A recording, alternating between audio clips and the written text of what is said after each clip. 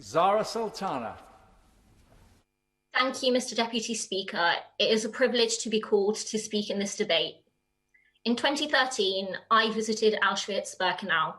What affected me more than anything else, more than the watchtowers and the crematoria, were the signs of life. The human hair, the family suitcases, the stacks of shoes. Today in Parliament, we remember the 6 million Jewish people and the millions of Roma, Sinti, LGBT, and disabled people who were murdered by the Nazis. We also remember the resistance to the Nazis, the resistance seen when Hanukkah arrived and a menorah was lit on a Berlin windowsill, even as swastikas flew outside.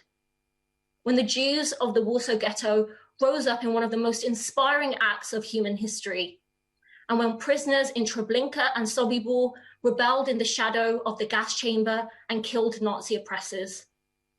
Alongside the horrors of the Holocaust are these accounts of the human spirit, of people standing up to the most brutal of evils.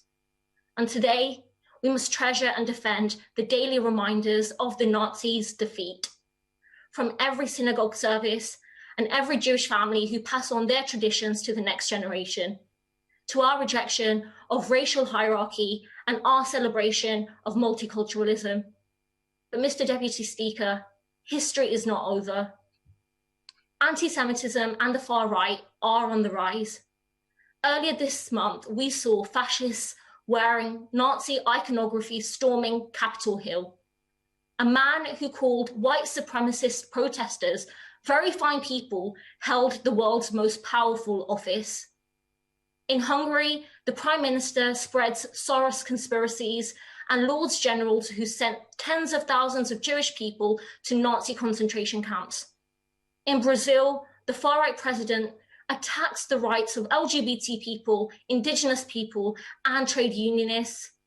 And here in Britain, anti-Semites still spread conspiracies about the Rothschilds and George Soros. Anti-Semitic violence remains a growing threat to Jewish people. Our communities are still divided by racism. Frantz Fanon, an intellectual of the anti-colonial struggle, said that whenever he saw an anti-Semite, he knew that he too was threatened. That wasn't only because plenty of anti-Semites are white supremacists, but for a deeper reason.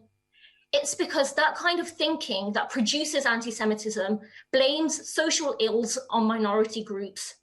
It's a thinking that encourages us to turn on each other and to treat our neighbours as our enemies. So long as that thinking exists, Fanon said, none of us are safe from denigration and attack. And that's why we all have a stake in fighting for each other, in combating anti-Semitism and racism in all of its forms. And Mr. Deputy Speaker, when we come together and link our struggles, we are all made stronger. There is safety in solidarity, and today and every day, I extend my solidarity to Jewish people and everyone facing